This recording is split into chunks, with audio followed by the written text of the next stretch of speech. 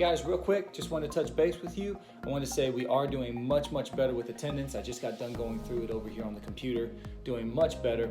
If you haven't set up your group with attendance, like added people in, that's fine. Maybe just some ideas, maybe just designate someone in the group to put the list together and send that to me. You can give them my phone number, whatever, and I'll add it to the computer for you. And then every week it'll send you a reminder with the list there. You just click if they're there or not. I want to make it as easy as possible for you, but we'd like to have those records of who's showing up to these small groups.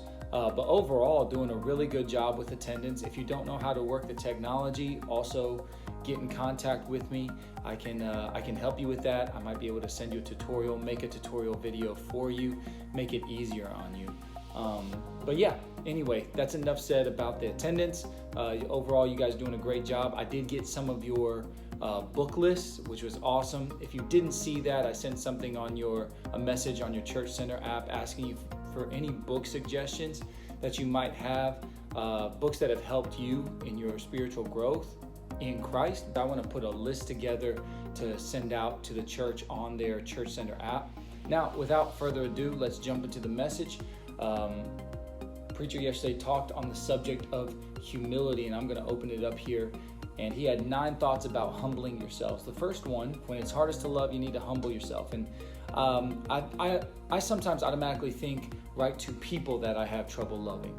And instead, what I thought of this situation, maybe we could ask, what are some situations you have been in that make it difficult to think about anyone else except yourself? I know I have a lot of those situations, and really I think that that's the situation Christ was in. He's come to the end. He knows his hour has come. He's in a situation that should absorb his mind. It should take all the capacity that he has, and yet he looks outward at the needs of others. So the second question would be, did Jesus have reason to be distracted from his disciples' needs? I think the cross would have been a great reason. It would have captivated my mind for sure. This is when we must fight to humble ourselves, and we will not feel like thinking of others in times like that. When it feels like our life is falling apart, when it seems like our life is falling apart, it's difficult to feel like helping others and looking at others' needs. The second thing he said is, when it's personal and painful, humble yourselves. And this is when I think we can go to the individual, obviously personal. Can you think of anyone that has hurt you? And I think everybody has had someone that has hurt them. And then ask, what is your natural response? And everybody's going to have a different response to being hurt. And let people talk through that. And then talk through, how should we respond? What is the proper way to respond? How would Jesus respond? And the last question I put in here, do you think Jesus also washed Judas's feet? I personally think he did, because if you look at John 13, 21 and 22, it says, after saying these things, Jesus was troubled in his spirit and testified, truly, truly, I say to you, one of you will betray me. The disciples looked at one another, uncertain of whom he spoke. The uncertainty in the disciples seems to indicate that he washed everybody's feet, and it wasn't glaring that Judas was the one that was not going to follow, and he was the one that would betray him. But I think it's an interesting point that even the person that would betray him, he washed the feet of. I can't prove that. It doesn't specifically say that Judas did, but I do believe the disciples' confusion indicates that Jesus washed all the disciples' feet. I don't know why I said that. The third thing was, get the big picture, humble yourself. And what I put under here is, in what areas of your life have you misused or not used the authority? Because Preacher talked about authority and identity. Christ was very secure in both of those things. So in what areas of life have you misused or not used the authority given to you in life as a child of God? In what areas do you forget your identity as a child of God? And what thoughts need to change in order for you to become more consistent in living in the authority and identity of Christ?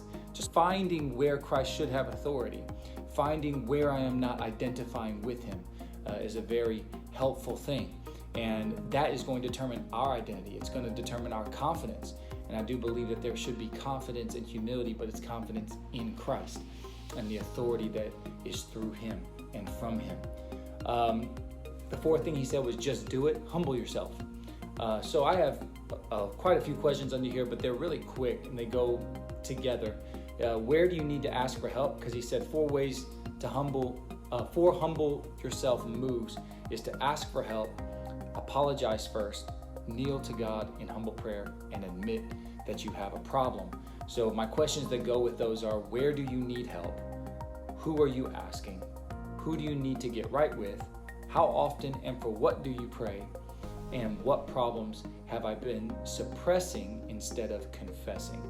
And then the fifth thing that he's talked about, don't debate, humble yourself. Don't debate, humble yourself.